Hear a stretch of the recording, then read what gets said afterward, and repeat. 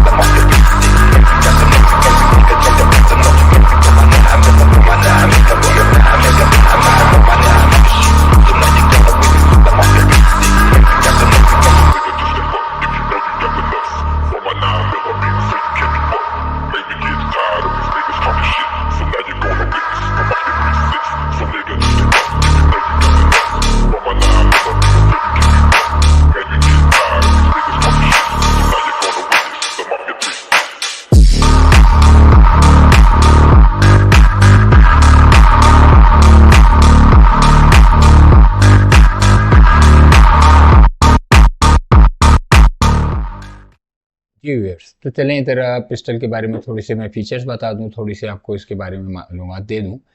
असल में ये जो CZ के पिस्टल्स हैं, ये शूटिंग, जैसे हम शूटिंग रेंज पे जाते हैं शूटिंग के लिए, ये बहुत आइडियल पिस्टल होते हैं। अप टू 50 मीटर्स जो वो देते हैं कि 50 मीटर्स तक आपका हाथ इंतहाई बैलेंस, आपका टारगेट बहुत बैलेंस रहता है, क्योंकि ये फुल मेटल फ्रेम में होते हैं।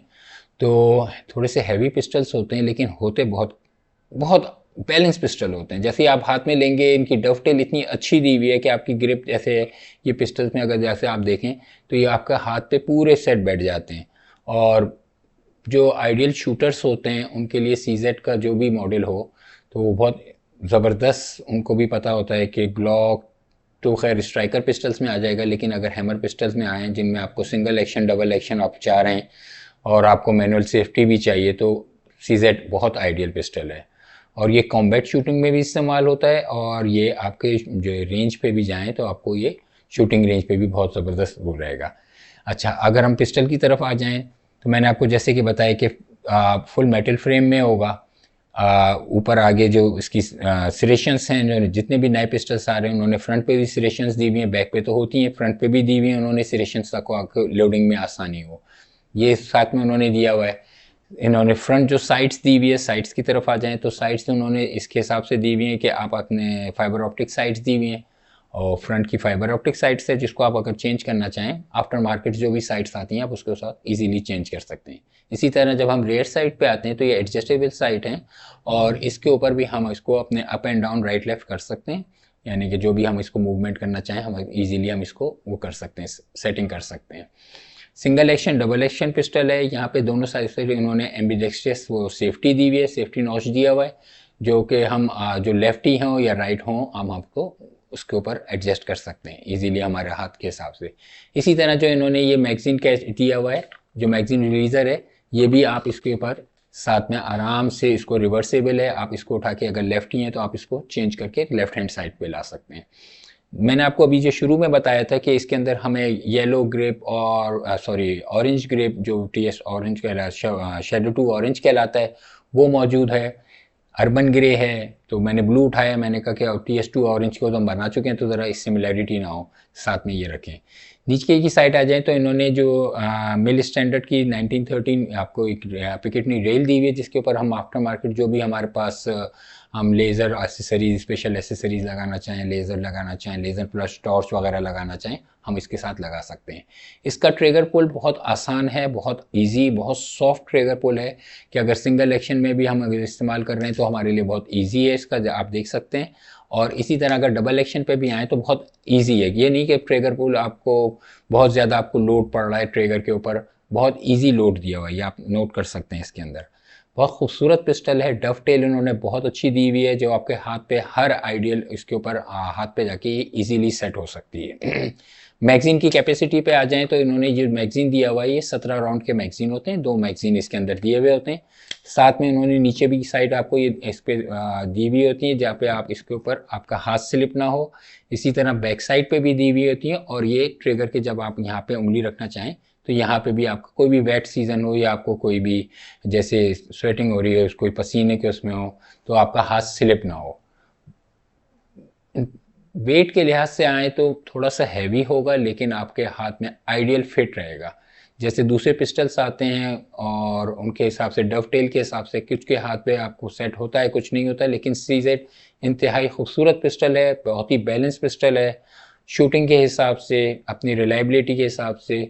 इसमें सबसे अच्छी बात यह है कि जो कि double action single action pistol है, ट्रिगर पुल भी आसान है, तो जितनी भी आपकी वैरायटी है, वेरियस रेंज है आपकी एमओ की, तो आप उसके ऊपर आसानी से इस पर चला सकते हैं, आपको कोई प्रॉब्लम नहीं होगी। तो बाकी और तमाम चीज़ें जितनी भी आपको और इस बार पिस्टल के बारे में मालूमात करनी है, ये तो हमें आपको वेबसाइट पे भी मिल जाएगा। और इमाद भाई, अगर आपको कहें कि इसके ऊपर आइडियल लोग पूछने के कौन सी गोली हम इसके ऊपर चलाएं, तो मैं तो आपको प्रेफर करूंगा कि आप इसके अंदर ये सेलियर एंड बैलेट की गोली ले लें। इसकी चेकोस्लोवाकिया की गोली होती है, ये बहुत अच्छी आइडियल गोली है।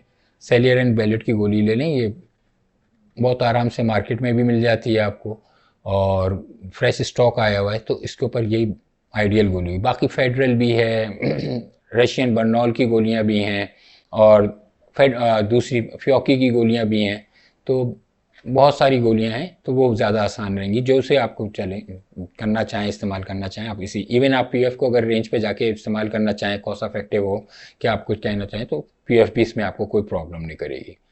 बाकी और कोई डिटेल आपको चाहिए और कोई मालूमात चाहिए तो इमाद भाई हाजिर हैं हर वक्त की तरह, तो इंशाल्लाह आपको ज़रूर मालूमात मिल जाएंगी। अपना बहुत ख्याल रखिएगा। अल्लाह।